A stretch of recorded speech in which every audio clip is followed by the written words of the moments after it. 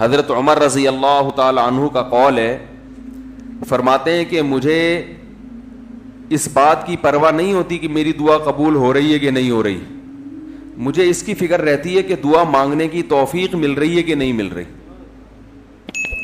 کیونکہ اللہ جب ناراض ہوتا ہے نا کسی سے, مانگنے کی توفیق چھین لیتا ہے اللہ تعالیٰ. اور مانگنے کی توفیق دی ہوئی ہے, اس کا مطلب اگر ناراض ہے بھی تو اتنا زیادہ نہیں ہے, تھوڑا بہت ہے, وہ تلافی چاہتا ہے کہ آپ کر لو. مانگنے کی توفیق ملنا اس کی علامت ہے کہ اللہ اگر ناراض بھی ہے تو بہت زیادہ نہیں روٹھا ہوا, بلکہ اس نے سوری کا آپشن دیا ہوا ہے کہ چلو مانگ کے اپنا منا لو, مجھے کسی بھی طریقے سے راضی کر لو. دعا کا اس قدر فائدہ ہوتا ہے انسان کو, اس قدر فائدہ ہوتا ہے, آپ مانگنا شروع کریں زندگی چینج ہونا شروع ہو جائے گی, آپ کی زندگی میں تبدیلی آنا شروع ہو جائے گی. جتنا تعلق اللہ کے ساتھ دعا کے ذریعے بنتا ہے اتنا تعلق کسی اور چیز سے نہیں بنتا. دیکھو کسی سے دوستی کرنا چاہتے ہو, دوستی کا سب سے بہتر طریقہ کیا ہے؟ اس سے گپ شپ شروع کر دو, یہی طریقہ ہے نا بھائی. آپ کا دوست کون ہے؟ وہ جس سے آپ کی گپ شپ زیادہ ہوتی ہو, اسی سے دوستی ہوگی نا. اب آپ بتا رہے یہ میرا جگری دوست ہے, بہت پرانا دوست ہے, میں پوچھوں گا آپ سے بھائی یہ دوستی کیسے ہوئی؟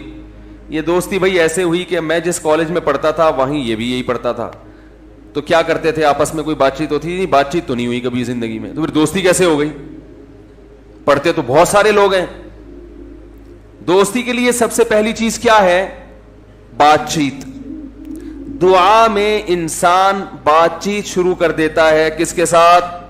اللہ کے ساتھ. تو اللہ اور بندے کا کنیکشن مضبوط ہونا شروع ہو جاتا ہے. اس لیے اہل اللہ کو تو اس کی پرواہ نہیں ہوتی کہ میری دعا قبول ہو بھی رہی ہے کہ نہیں ہو رہی ہے. وہ کہتے ہیں ہمیں مانگنے کی توفیق مل رہی ہے. معذرت کے ساتھ تھوڑی میں ابیوز لینگویج استعمال کرتا ہوں کہ بھاڑ میں جائے قبول ہونا, ٹھیک ہے نا. ہمیں تو اس بادشاہ کے دربار میں ہاتھ پھیلانے کی توفیق مل رہی ہے, بس ہمارے لیے اتنا کافی ہے, تعلق بحال ہے ہمارا اس سے. تو میں یہ عرض کر رہا تھا کہ کبھی ہماری جو دعائیں قبول نہیں ہوتی بسا اوقات اس کی وجہ یہ ہوتی ہے کہ ہمارا وہ عمل دعا ہوتا ہی نہیں ہے. جب دعا ہی نہیں ہوتا تو پھر اس میں قبولیت کہاں سے آ گئی؟ وہ تو ہم پڑھ رہے ہوتے ہیں الفاظ رٹا لگا کے ایک چیز کو, یعنی ایک پڑھنے کے انداز میں ہوتی ہے, وہ اس میں جذبات ہی نہیں ہوتے.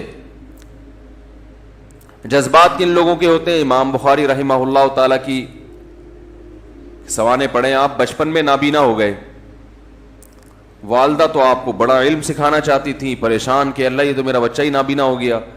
تو رات کو مصلے پہ گڑ گڑا کے دعا مانگنا شروع کی, اے اللہ میرے بچے کی بینائی واپس لوٹا دے, اے اللہ اس کی بینائی واپس لوٹا دے. اتنا مانگا ہے کہ روتے روتے دعا مانگتے مانگتے آنکھ لگ گئی, خواب آیا, دو فرشتے آپس میں بات کر رہے ہیں کہ اللہ نے اس عورت کی دعا قبول کر لی ہے اور اس کے بچے کو بینائی لوٹا دی ہے. جب آنکھ کھلی ہے تو دیکھا کہ بچے کی بینائی واپس لوٹ چکی تھی, بینائی واپس لوٹ چکی تھی. ہندوستان میں ایک بزرگ تھے, رمضان نام تھا ان کا, یہاں کراچی ہجرت کر کے آ گئے تھے ہندوستان سے. تو جو کوئی اس طرح کے بڑے لوگ ملتے تھے نا جو بھی نیک ہوں پرہیزگار ہوں, تو میں ان سے تھوڑا سا انٹرویو لیتا تھا کہ آپ نے کوئی ایسی کوئی واقعہ دیکھا ہو, کوئی کرامت دیکھی. انہوں نے اپنا بڑا دلچسپ واقعہ سنایا. فرماتے ہیں کہ میں نے اپنی آنکھوں سے دیکھا کہ ہندوستان کے ایک علاقے میں جو بلوائی تھے نا, جو بلوا کرنے والے ہندو تھے, انہوں نے, دہشت گردوں نے مسلمانوں کے علاقوں پہ حملہ کر دیا. مسلمان بہت تھوڑے تھے, مقابلہ نہیں کر سکتے تھے. کہتے ہیں کہ ایک بزرگ تھے وہیں کہیں مظاہر علوم کے یا دیوبند کے. مقصد میرا یہ نہیں ہے کہ کوئی دیوبند کے علاوہ کوئی بزرگ نہیں ہوتا, وہ چونکہ واقعہ ان کا اس لیے, کوئی لوگ اس پہ بھی کہتے ہیں کہ اپنے مسلک کو وہ کر رہے ہیں, وہ اتفاق سے تھے وہاں کے, تو اس لیے میں نے بول دیا. تو وہ مکان کی چھت پہ کھڑے ہو گئے اور اللہ سے دعا مانگنے لگے. بہت گڑ گڑا کے دعا مانگی انہوں نے کہ اللہ ان لوگوں کے شر سے ہمیں بچا لے. تو یہ جو واقعہ سنانے والے تھے نا, انہوں نے مجھے خود بتایا, کہتے میں نے اپنی آنکھوں سے دیکھا کہ گھوڑوں پہ آسمان سے فرشتے نازل ہو رہے ہیں اور ان کے ہاتھ میں بڑی بڑی راڈیں ہیں, گزن ہیں, اور وہ زمین پہ نازل ہو کر انہوں نے ان بلوائیوں کے خلاف حملہ کر دیا, مارا ان کو. میں نے جب یہ واقعہ ایک دفعہ بیان کیا تو یوٹیوب پہ جب یہ واقعہ گیا تو اس علاقے کے جو مسلمان تھے ان کے کمنٹس آئے کہ یہ واقعہ یہاں پر ہوا ہے اور اس گاؤں میں ہوا ہے. نہیں آ رہی بات سمجھ میں؟ تو یہ کیا ہے؟ دعا مانگنے والے کی جو دعا ہے نا اس میں طاقت تھی, وہ مانگ رہا تھا گڑ گڑا کے. آپ نے دیکھا ہوگا آج کل ہم نماز استسقاء پڑھتے ہیں, بارش پھر بھی نہیں ہوتی. عموماً ایسا ہی چل رہا ہے سسٹم جو چل رہا ہے نا, نماز استسقاء پڑھ رہے ہیں, بارش نہیں ہو رہی, تو اللہ سے اچھی امید رکھتے ہیں کہ قبول ہوتی ہوں گی دعائیں. لیکن پہلے دعائیں نماز استسقاء کی فوراً قبول ہوتی تھی اور ان کا ظاہر بھی قبول ہوتا تھا. یہ ہم نے بھی اپنے بڑوں سے بھی سنا. میری دادی نے, اللہ ان کی مغفرت کرے, خود بتایا, انہوں نے بتایا کہ ہندوستان میں جب بارشیں برسنا ختم ہو جاتی تھی تو مظاہر علوم سے, دیوبند سے علماء کی ایک جماعت نکلتی تھی, سہارنپور سے, اور عورتیں, بچے, مرد, بوڑھے سب ان کے ساتھ نکل کے میدان میں جاتے تھے. خود انہوں نے اپنا واقعہ سنایا. کہہ رہے ہم جاتے تھے میدان میں بوسیدہ کپڑے پہن کے. نماز استسقاء میں یہی ہے نا کہ بوسیدہ کپڑے پہن کے جاؤ, اپنے مواشی کو بھی لے کر جاؤ اور شہر سے باہر جاؤ اور دھوپ میں اللہ سے گڑ گڑا کے دعائیں مانگو. تو کہتے ہیں ہم جب جایا کرتے تھے بارش کی دعا مانگنے کے لیے تو اتنا یقین ہوتا تھا کہ بارش ہوگی کہ تمبو ساتھ لے کر جاتے تھے کہ جب بارش ہوگی نا تو وہاں دیگیں پکیں گی اور کھانا کھایا بھی جائے گا, خوشی میں کھلایا بھی جائے گا. تو وہ کھانے کا سامان گھر سے لے کر جایا کرتے تھے. انہوں نے بتایا کہ ہم نے خود دیکھا ہے کہ نماز استسقاء کے لیے دعائیں ہو رہی ہیں اور آسمان پہ بادل آئے اور بارش برسنا شروع, اور ہم سب کیا کر رہے ہیں؟ تمبو لگا کے کھانا کھا رہے ہیں خوشی میں. یہ میں نے خود سنا. نمازی تھی ماشاءاللہ, پرہیزگار تھی. مولانا عبد الرحیم رائے پوری رحمۃ اللہ علیہ سے بیعت بھی تھی وہ. یہ اس لیے فضائل سنا رہا ہوں کہ بھائی امید ہے کہ انشاءاللہ جھوٹ نہیں بولا ہوگا انہوں نے. وہ جھوٹ کیوں بولیں گی بھائی, ان کو کوئی پیسے مل رہے تھے. یہاں ہمارے پڑوس میں یہی اسی مسجد میں سامنے ایک ڈاکٹر صاحب رہا کرتے تھے, آپ کو معلوم ہوگا. یہاں ایک ڈاکٹر صاحب رہتے تھے نا سامنے والے گھر میں. ان کے والد صاحب بھی بوڑھے آدمی تھے. اللہ تعالیٰ اگر زندہ ہیں تو اور عمر میں برکت دے, انتقال ہو گیا تو اللہ ان کی مغفرت کرے. میرے سے بڑی گپ شپ تھی ان کی. مجھے بس یہ کہتے تھے آپ اتنے پتلے کیوں ہیں؟ اب تو میں تھوڑا موٹا ہو گیا تھا, بہت ہی پتلا تھا. کہہ رہے ہیں آپ مولوی ہو کے اتنے باریک سے کیوں ہیں؟ وہ ایسی گپ شپ میں مذاق کرتے تھے. تھے جڑے ہوتے ہیں نا کچھ زندہ دل قسم کے, لاہور کے تھے, پنجاب کے اصل. تو انہوں نے بھی, ان سے بھی گپ شپ ہوتی تھی. انہوں نے بھی ایسے, میں نے ان کو بتایا کہ ہماری دادی سے ہم نے سنا کہ وہاں ہندوستان میں جب جایا کرتے تھے نماز استسقاء کے لیے تو بارش ہو جاتی تھی. آپ نے کبھی ایسا دیکھا؟ انہوں نے کہا ہم نے خود اپنی آنکھوں سے دیکھا. انہوں نے اپنے 2 واقعات سنائے. ایک انڈیا کا, وہ انڈیا کے پنجاب سے ان کا تعلق تھا. کہنے لگے کہ ایک مرتبہ بارش رک گئی تو ہم بارش کے لیے یعنی دعا مانگنے کے لیے نماز استسقاء کے لیے گھر سے نکلے. سنت یہ ہے کہ نماز استسقاء میں آپ ایک تو آبادی سے دور جائیں, نمبر 2 تھوڑے بوسیدہ کپڑے پہن کے جائیں, سب جائیں, بچے بھی جائیں, عورتیں بھی جائیں, مرد بھی جائیں, بوڑھے بھی جائیں, سب لوگ جائیں, اور بہت لمبی دعا مانگی جائے, بہت اطمینان کے ساتھ دعا مانگی جائے. تو وہ کہتے ہیں کہ ہم جب نکل کے جا رہے تھے تو ہندو یہ کہہ رہے تھے یہ موسلے بارش برسانے جا رہے ہیں. یعنی ہندوؤں کو اتنا یقین تھا, موسلے کہتے ہیں نا, موسٹلی ہندو زیادہ تر موسلے ہی کہتے ہیں مسلمانوں. تو کہہ رہے تھے کہ یہ کیا کرنے جا رہے ہیں؟ موسلے بارش برسوانے جا رہے ہیں. کہتے ہیں کہ جب گئے دعا مانگی ہے, انتہائی شدید گرمی. آج نماز استسقاء بھی ایئر کنڈیشن ہال میں ہوتی ہے, اور توبہ ووبہ کا تو کوئی تصور ہوتا ہی نہیں ہے, کوئی گناہوں سے توبہ بھی کرے. وہ تو یہی ہوتا ہے, اللہ میں پھر فلم دیکھوں گا, جیسی بارش ہوگی تو میں کیا دیکھوں گا جا کے. تو گناہ سے تو قرآن کیا کہتا ہے, یا قوم استغفروا ربکم, گناہوں سے معافی مانگو, یرسل السماء علیکم مدرارا, آسمان سے موسلا دھار بارشیں برسائے گا. تو نماز استسقاء کا جو کانسیپٹ تھا وہ یہ تھا کہ آپ اللہ سے اپنے تمام گناہوں کی معافی مانگیں. تو گناہوں کی معافی کا تو ہمارے ذہن میں ہی نہیں ہوتا, اور وہ امام پہ ڈال دیتے ہیں جو بیچارہ دعا مانگ رہا ہے نا کہ اس کی وجہ سے قبول نہیں ہوئی. وہ تو اخلاص سے مانگ رہا ہوتا ہے. مسجد کا امام جو ہے وہ پبلک میں ایسے ایسے ماشاءاللہ بدماشوں کی کثرت ہوتی ہے. کوئی بہن کی وراثت کھا کے بیٹھا ہے, کوئی یتیم کا مال دبا کے بیٹھا ہوا ہے.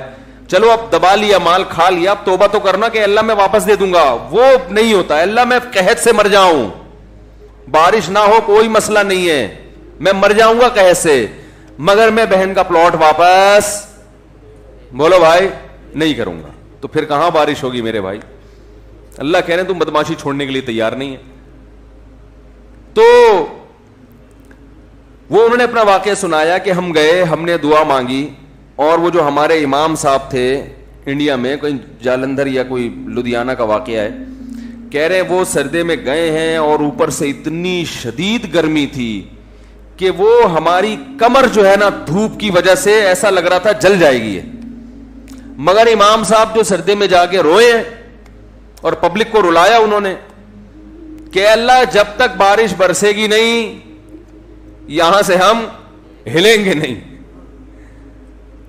یہ اب دیکھیں جس کو اطمینان ہوگا وہ اتنی دیر تو سردے میں پڑا رہے گا, ورنہ وہ کہے گا یار کچھ ہونے والا تو ہے نہیں, خام خامے کمر جلا کے آ جاؤ. کہہ رہے ہیں وہ انہوں نے گڑ گڑائے ہیں, وہ ایسا گڑ گڑائے اور کمر ہماری جل جل کے لگ رہا تھا کہ وہ خراب ہی نہ ہو جائے.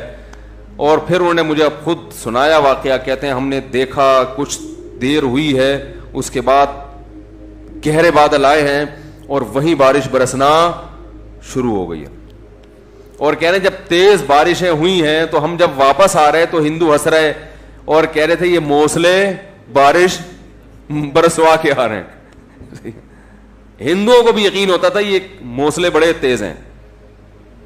آج کا جو موسلا ہے میرے بھائی ہم جیسے نالائقوں پر مشتمل ہے, تو پھر ہم اپنی ذمہ داری پوری نہیں کر رہے. اللہ کہتے تمہیں یقین نہیں ہے, تو پتہ نہیں کیا کر رہا ہے یہاں بیٹھ کے, ادھر توجہ. میں تو دیکھا ہے دعا مانگتے مانگتے نا جیب میں چیک کر رہے ہوتے ہیں کتنے پیسے پڑے ہوئے ہیں, 5,000 کا تو ہے نا, وہ خراب تو نہیں ہوا, آمین. پھر وہ پھر وہ تھوڑی دیر میں یہاں کھو جائے گا, پھر ادھر کھو جائے گا. 10 کام ہو رہے ہیں, دل نہیں لگ رہا, ایک فارمیلٹی پوری ہو رہی ہے, تو یہ کیسے حساب چلے گا میرے بھائی؟ تو دعا قبول ہوتی ہے. بعض دفعہ ایسے ہوتی ہے جیسے میں نے آپ کو بتایا, اس طرح سے بھی ہوتی ہے کہ ادھر مانگی اور ادھر اللہ نے بارشیں برسانا شروع کر دی. اور بعض دفعہ دعا ایسے قبول ہوتی ہے, اچھا کچھ کر کے دعا مانگو تو زیادہ قبول ہوتی ہے. کچھ اللہ کے لیے کیا ہو نا, جیسے حدیث میں آتا ہے 3 آدمی غار میں بند ہو گئے, بڑا زبردست واقعہ ہے وہ حدیث میں. غار میں گئے تھے, اوپر سے پتھر لڑکا اور غار کا منہ بند, اب نکلنے کا راستہ ہی نہیں, اور ان کو کوئی آواز بھی نہیں باہر جا سکتی, فون وون تو ہوتا نہیں تھا پہلے. تو اب ان کو یقین ہو گیا کہ اب ہمارا انجام سوائے موت کے کچھ نہیں ہے, اس میں تڑپ تڑپ کے مرنا ہی اور کچھ نہیں ہوگا. تو تینوں نے کہا کہ بھائی دیکھو اللہ کو اپنے کسی اچھے عمل کا واسطہ دے کے دعا مانگو. ہم میں سے کسی سے کوئی زندگی میں اچھی نیکی ہوئی ہو جو آپ سمجھتے ہو کہ بہت اچھی نیکی ہے, تو اس نیکی کا اللہ کو واسطہ دے کے دعا مانگی جائے. تو مشہور حدیث ہے, جلدی جلدی مکمل کرتا ہوں. ایک نے کہا اللہ میں بکریاں چراتا تھا, گھر آیا, اپنے بچوں کو دودھ پلانے سے پہلے میں نے کہا والدین کو پلاؤں گا, والدین سو گئے تھے, تو ساری رات سرہانے ان کے سرہانے کھڑا رہا تھا میں سر کے پاس, ان کو جگاؤں گا بھی نہیں کہ نیند خراب ہو, اور ایسا بھی نہیں ہوگا کہ پہلے بچوں کو پلا دوں, پہلے ماں باپ بعد میں اپنے بچے. پوری رات پیالہ لے کے سر کے کنارے کھڑا رہا, جب صبح اٹھے تو پھر ان کو پلایا, اٹھا بھی نہیں رہا. والدین کی خدمت کتنی بڑی نیکی ہے دیکھو. اللہم ان کنت فعلت ذلک ابتغاء وجہک فاصرف عنا ما نحن فیہ فاکشف عنا ما نحن فیہ.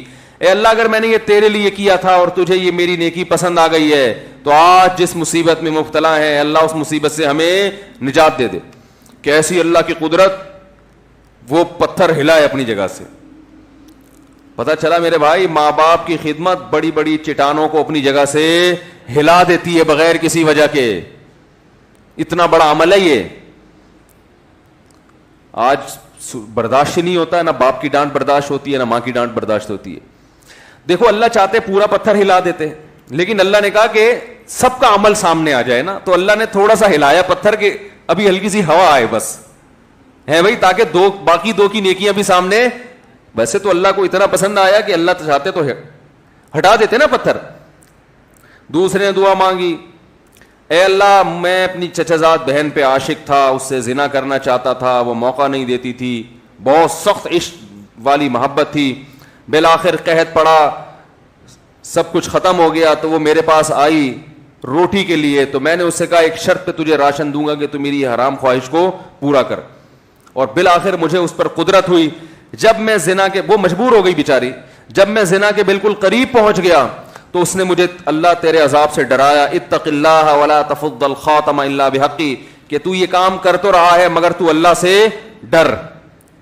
اللہ میں اس حالت میں کہ مجھے اس پر مکمل قدرت ہو چکی تھی اور میں عرصے سے تلاش میں تھا کہ یہ میری دسترس میں آئے, آج جب مجھے موقع ملا اور بالکل قریب پہنچ گیا زنا سے, تو اس نے مجھے کہا اللہ سے ڈر, تو اللہ میں تیرے خوف سے پیچھے ہٹ گیا. ان کنت فعلت ذلک ابتغاء وجهک, اے اللہ صرف تیرے لیے کیا تھا, اگر تو اس عمل کو قبول کرتا ہے تو آج جس مصیبت میں مبتلا ہیں اس مصیبت سے ہمیں نجات دے دے. حدیث میں آتا ہے پتھر مزید تھوڑا سا لڑک گیا, اور کیا ہے کہ دھوپ بھی آنا شروع, ہوا بھی, لیکن ابھی نکل نہیں سکتے تھے چونکہ اللہ تیسرے کا عمل بھی سامنے لانا چاہتا تھا. تیسرے نے کہا اللہ میں فلاں شخص کے پاس مزدوری کیا کرتا تھا, مزدوری چھوڑ کے چلا گیا, ایک مزدور تھا میرے پاس, مزدوری لیے بغیر وہ چلا گیا, تو اس کی جمع پونجی سے میں نے کاروبار کیا, بہت کاروبار بڑھ گیا, بہت عرصے کے بعد وہ آیا تو اس نے کہا میری جو مزدوری تھی دے دو, تو میں نے کہا بھائی تیرے پیسے سے میں نے یہ بزنس کیا, یہ سینکڑوں اونٹ, گائے, بیل, بکریاں, یہ سب تیری ہیں. وہ بھی ایسا نیمبو نچوڑ کم بخت ساری چیزیں اٹھا کے لے گیا. وہ اتنی معاملات میں آج کل کون صاف ہوتا ہے کہ بھائی تمہارے پیسوں سے کیا تو لے جاؤ, تو وہ بھی لے گیا, تو میں نے بھی دے دیا. میں نے کہا اللہ میں حرام کا نوالا نہ جائے میرے پیٹ میں, تو اللہ اگر میں نے تیرے لیے کیا تھا تو جس مصیبت میں مبتلا ہوں اس مصیبت سے ہمیں نجات دے دے. حدیث میں آتا ہے پتھر مزید لڑکا ہے, فخرجوا یمشون, بڑے آرام سے باہر نکل گئے. تو دیکھو اس سے پتہ چلتا ہے اللہ کے لیے کچھ قربانی دی ہو تو پھر دعائیں ٹھا کر کے قبول ہوتی ہیں. جو لوگ بینک کی ملازمت چھوڑ دیتے ہیں, بڑی قربانی ہے, ان کی دعائیں بہت تیزی سے قبول ہوتی ہیں. داڑھی رکھنے کا ماحول نہیں ہے لیکن آپ رکھ لو اللہ کے لیے, دعائیں انشاءاللہ تیزی سے قبول ہونا. بولو نا بھائی کیا جا رہا ہے, بولے کیوں قبول ہوتی ہے بھائی؟ سارا دن اللہ کے لیے, سارا دن اللہ کے لیے بھوک پیاس کو برداشت کیا, تو اب اللہ کہتے ہیں تو نے میرے لیے قربانی دی, اب تو مانگ, جو مانگے گا میں تجھے عطا کروں گا. حج میں دعائیں کیوں قبول ہوتی ہیں؟ 6-7 لاکھ روپے آپ کے خرچ ہوئے, آپ اتنی دور گئے, آپ نے وہاں دھکے کھائے, تو عرفات کے دن ایسی دعائیں قبول ہوتی ہیں. حدیث میں آتا ہے شیطان خاک سر پہ ڈالتا ہے کہ آج میری پورے سال کی محنت برباد ہو گئی ہے. لیکن ہم نے دیکھا ہے عرفات میں بھی دعائیں نہیں مانگ رہے لوگ, وہاں بھی ایک اجتماعی دعاؤں کا ماحول بنایا ہوا ہوتا ہے, ایک آدمی بیٹھا ہوا سب آمین آمین لگا رہے ہیں. بھائی وہاں تو کم از کم کوئی جا کے کچھ الگ سے اللہ سے گڑگڑا کے مانگ لو, دل لگاؤ اس دعا میں. دعائیں قبول ہوتی ہیں صفا و مروہ کی پہاڑیوں پر. وہاں حضرت ہاجرہ نے ایک عمل کیا تھا نا, کتنی بڑی قربانی دی تھی کہ ایک ایسی زمین نہ جہاں گھاس کا تنکا, وہاں اللہ کے لیے قربانی دے کر اپنے بچے کے ساتھ رہنا شروع کیا. اور پھر آزمائش آئی اللہ کی طرف سے, بچہ ایڑیاں رگڑ رہا ہے, پانی کا نام و نشان نہیں ہے, لیکن وہ اللہ سے شکایت نہیں کر رہی کہ اللہ تو نے تو مجھے مروا دیا, کہاں لا کے میرے شوہر نے مجھے ڈال دیا. بھاگ رہی ہیں ادھر سے ادھر, ادھر سے ادھر. کیسا اللہ کی رحمت کو جوش آیا کہ میرے لیے قربانی دی, اب میں تجھے ضائع نہیں ہونے دوں گا. ایسا چشمہ پانی کا پیدا کر دیا, ہزاروں لاکھوں کروڑوں حاجی اب تک سیراب ہوتے چلے آ رہے, وہ چشمہ ختم ہونے کا نام نہیں لے رہا. تو صفا اور مروہ کی پہاڑی پر جب آپ صحیح کرتے ہیں, علماء کہتے ہیں حدیث سے بھی ثابت ہے, وہاں لمبی لمبی دعائیں مانگنی چاہیے کھڑے ہو کر, کیونکہ یہ وہ موقع ہے جہاں آپ نے تو قربانی نہیں دی لیکن اللہ کی ایک بندی نے بہت بڑی قربانی, تو دوسرے کی قربانی کو بھی انسان کیش کرا سکتا ہے.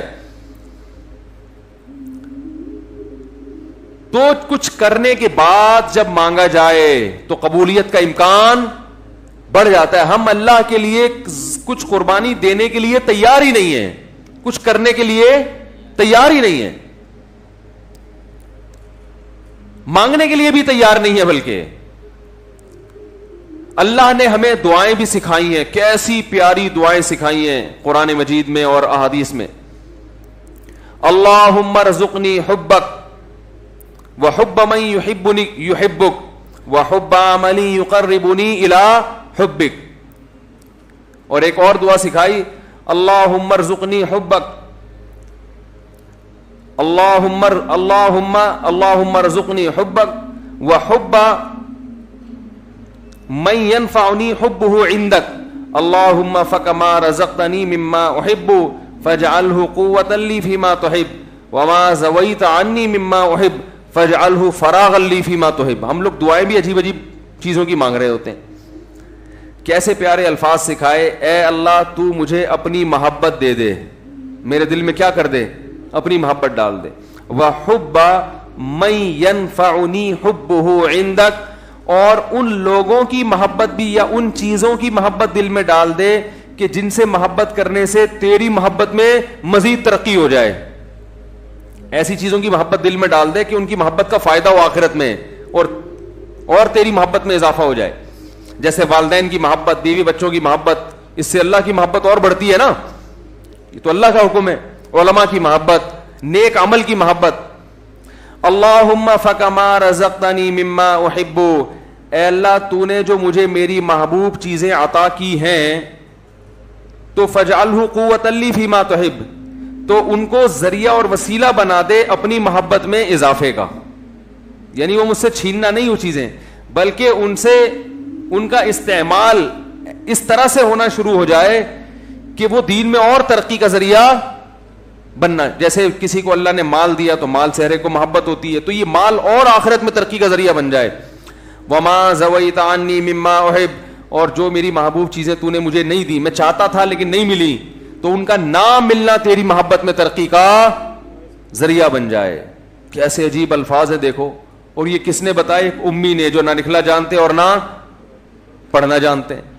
یہی ہوتا ہے نا, کچھ چیزیں آپ کو مل جائیں گی آپ کی پسند کی, کچھ نہیں ملیں گی. تو اللہ جو پسند کی چیزیں مل گئی ہیں ان سے بھی آخرت میں ترقی ہو جائے, جو نہیں ملی ان کا نہ ملنا آخرت میں ترقی کا ذریعہ بن جائے. ہر چیز گھوم کے کہاں آ رہی ہے؟ اللہ کی ذات کی طرف. تو بھائی رمضان کی چند گھڑیاں باقی ہیں, کچھ وقت نکال کے اللہ سے گڑ گڑا کے. علماء کہتے ہیں روزانہ 24 گھنٹے میں ایک ٹائم ایسا ہونا چاہیے کہ جس میں آپ روز ایک وقت اللہ سے تفصیل سے گڑ گڑا کے دعا مانگ کے معمول بنائیں اپنا. بات سمجھ میں آ رہی ہے بھائی کہ نہیں آ رہی؟ روزانہ 24 گھنٹے میں کم از کم ایک وقت, وہ سب سے افضل وقت ہے رات کا آخری حصہ. اگر اس ٹائم نہ ہو سکے تو جو وقت آپ کو ملے, لیکن مانگنا ضرور ہے. اور یہ یقین کر لینا ہے کہ جس کے سامنے ہاتھ پھیلا رہے ہیں وہ محروم نہیں کرتا. نبی صلی اللہ علیہ وسلم نے فرمایا ان اللہ لا یستحیی, اللہ تعالیٰ کو اس سے حیا آتی ہے, ان یردہما خائبین, کہ جب کوئی بندہ اس کے سامنے ہاتھ پھیلائے تو اللہ اس کو خائب و خاسر واپس لوٹائے. اس بات سے اللہ کو حیا آتی ہے. تو وہ قبول ہوگی, یا تو اللہ وہی چیز عطا کر دیں گے یا اللہ تعالیٰ اس کا کوئی نعم البدل عطا کر دیتے ہیں. وہ نعم البدل عطا ہوتا ہے تو آپ کو وہ چیز نظر نہیں آ رہی ہوتی, نعم البدل کو آپ سمجھتے ہی نہیں کہ یہ نعم البدل ہے.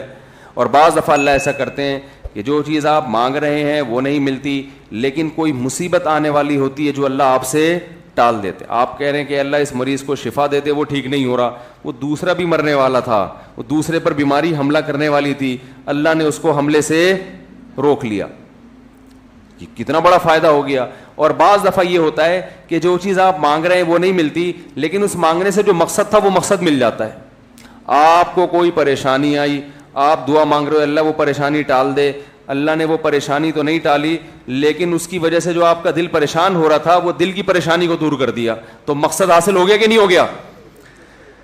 ارے آپ مانگ رہے تھے اللہ غربت دور کر دے, تو غربت کی وجہ سے ٹینشن ہو رہی ہے نا, اللہ نے ٹینشن دور کر دی جو پیسے سے مقصد ہے. ہو غریب مگر مزہ ویسے آ رہا ہے جیسے مالداروں کو آتا ہے. بہت مشکل ہے سمجھانا, کیا کریں یار. ہو غریب مگر اندر سے دل کیا ہو گیا؟ مالدار ہو گیا. سکون وہ ملے گا جو اللہ نے مالداروں کو بھی عطا نہیں کیا ہوگا، ویسا سکون مل جائے گا. آپ بیماری میں دعا مانگ رہے ہو اللہ شفا دے دے، شفا تو نہیں ملی مگر اسی بیماری پر اطمینان نصیب ہو گیا، جو ایک صحت مند آدمی کو ہوتا ہے. صبر نصیب ہو گیا. اور کچھ نہیں تو آخرت کے میں اللہ کے بینک میں یہ دعا کیا ہو جاتی ہے؟ جمع ہو جاتی ہے، اور آخرت میں اس کا اجر ملے گا. ایک روایت میں آتا ہے جب بندہ دیکھے گا اپنے عمل کو قیامت کے دن، اے اللہ یہ اتنی ساری چیزیں میرے لیے گفٹ، یہ کیا؟ اللہ کہیں گے یہ تیری وہ دعائیں ہیں جو آخرت کے لیے ہم نے اسٹاک کر دی تھیں. وہ کہے گا کاش میری کوئی دعا بھی قبول نہ ہوئی ہوتی. تو میرے بھائی اہل اللہ اس لیے مانگتے ہیں. اور دیکھو ایک آخری بات کہ قبول نہ کرنا کس کا کام ہے؟ اللہ کا. دیکھو جب ہم کوئی بیمار ہوتا ہے تو ہم کہتے ہیں یار اس کو ہاسپٹل میں ایڈمٹ کرواؤ، جو اپنی ذمہ داری ہوتی ہے آپ وہ پوری کرتے ہیں. اب آپ نے جب ڈاکٹروں کے حوالے کر دیا تو ایک تسلی ہو جاتی ہے نا کہ یار ہمارا جو کام تھا ہم نے کر دیا ہے، اب ہم کیا کریں، اب تو ڈاکٹروں کے حوالے ہے، یا وہ علاج کرتے ہیں تو ٹھیک ہے، نہیں کرتے تو اب یہ ان کا ہیڈیک ہے، ہم کیا کر سکتے ہیں. اب تو تسلی تو ہو جاتی ہے نا. تو مسلمان جب اللہ کے دفتر میں فائل جمع کرا دے، معاملے اٹکے ہوئے آپ نے اللہ کے آفس میں فائل جمع کرا دی کہ میں نے اپنا کام کر لیا، گڑ گڑا کے دعا مانگ لی ہے، تو مسلمان کو بھی ایک تسلی ہو جاتی ہے کہ بھائی اب اللہ کے حوالے ہے، وہ قبول کر لے تو بھی ٹھیک ہے، نہیں کرے تو وہ انشاءاللہ اب فیصلہ کس کے حق میں ہوگا؟ میرے حق میں، کیونکہ اللہ تعالیٰ ضائع نہیں کرتا اپنے بندے. تسلی ہو جاتی ہے کہ اب یہ دعا قبول ہو تو بھی ٹھیک ہے، قبول نہ ہو تو بھی ٹھیک ہے. تو دعا سے مسلمان کو کیا ملتا ہے؟ اطمینان ملتا ہے، سکون ملتا ہے. تو ادعوا ربکم تضرعا وخفیا، اللہ فرماتے ہیں چپکے سے مانگو اور عاجزی اور انکساری کے ساتھ مانگو. اللہ تعالیٰ سے دعا ہے کہ اللہ ہمیں دعاؤں کا مانگنے والا بنا دے. اور سب سے زیادہ پتہ ہے کیا مانگنا ہے رمضان میں؟ ہدایت کی دعا مانگنی ہے. میرے گناہ چھڑوا دے اللہ مجھ سے. لیلۃ القدر میں جو دعا ہے اللہم انک عفو تحب العفو فاعف عنا، اے اللہ معاف کر دے. تو کیا مطلب؟ کس چیز سے معاف؟ میرے گناہ معاف کر دے.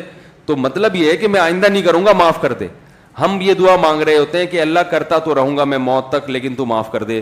تو ایسا نہیں ہوتا میرے بھائی. ایسا کریں گے تو کوئی بھی نہیں آئے گا نا. اب اللہ کی طرف کون آئے گا پھر؟ جب اسی طرح بدماشی میں ہی اللہ خوش ہے تو نہیں خوش ہوتا اللہ تعالیٰ ایسے.